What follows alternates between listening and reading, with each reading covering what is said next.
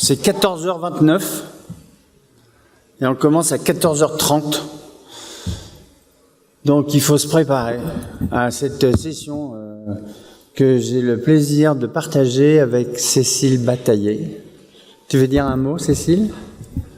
Tu veux dire bonjour? Bonjour l'assistance.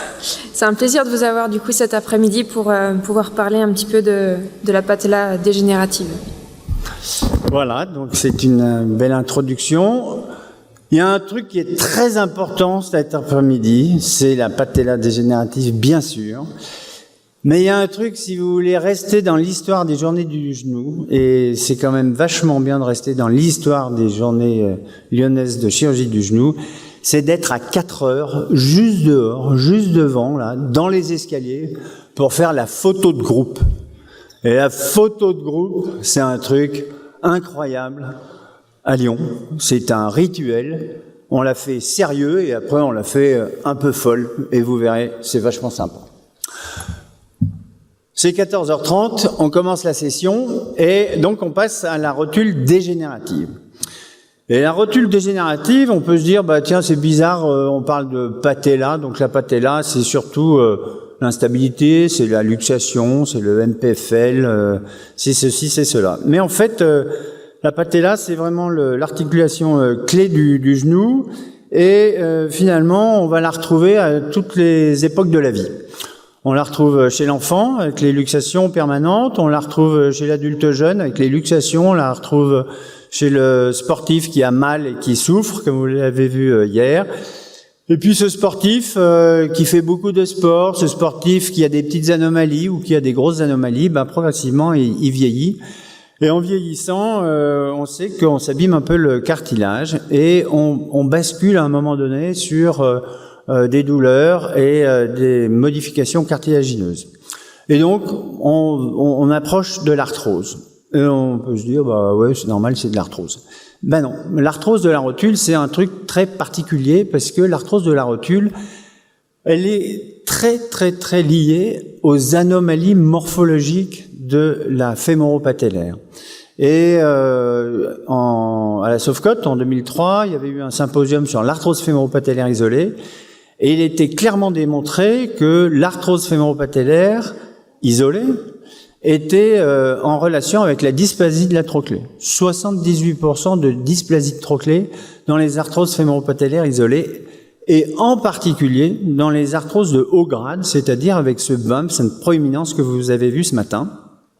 Pourquoi? Bah parce que ce bump fait un tracking anormal de la rotule dans le plan horizontal, puisqu'elle est en bascule permanente, donc la rotule est toujours sur le versant latéral de la trochlée, donc il y a une surcontrainte cartilagineuse, surtout sur la patella, mais aussi il y a un conflit dans le plan sagittal, où dans les mouvements de flexion et d'extension, la rotule vient taper sur la proéminence de la trochlée. Et ça conduit à l'arthrose fémoro-patellaire, c'est en fait un effet anti-maquet.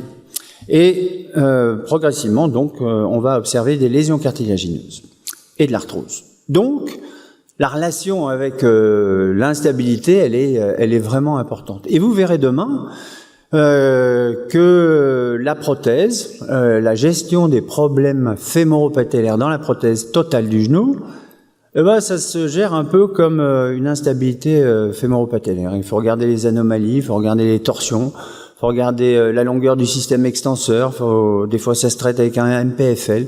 Donc tout est lié et si vous traitez un problème fémoro-patellaire sur une prothèse totale de genou comme vous le traitez pour une instabilité, eh ben vous avez de grandes chances d'être assez bon et de régler votre problème.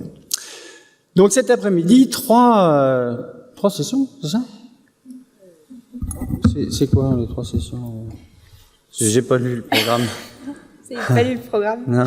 Donc c'est d'abord la chirurgie du cartilage, et avant un bilan sur le traitement conservateur. Ensuite c'est la chirurgie de l'arthrose non prothétique, et ensuite c'est les prothèses fémoro-patellaires. Voilà, donc 3 versants. Le cartilage, simple. Enfin, pas si simple que ça, hein. On a une championne du monde du cartilage avec Elisabetta Cohn, donc on est hyper content, on va tout savoir. Après, on va avoir donc les moyens entre le traitement conservateur et puis la prothèse, et les prothèses fémoro-patellaires qui ont des grandes spécificités aussi pour ce domaine-là. Donc c'est quand même plutôt intéressant. À la fin de chacun de ces 3 chapitres, il y a quoi? On a des discussions. Donc on a des cas cliniques à vous présenter. On est dans le vrai et on va pouvoir échanger avec le panel. Et ça c'est aussi bien intéressant. Et vous êtes vraiment amenés à venir poser vos questions.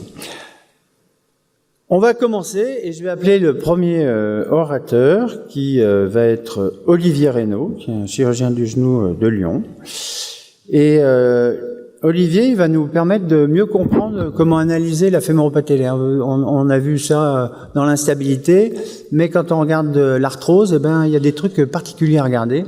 Et Olivier va nous donner les clés de l'analyse de la fémoro-patellaire.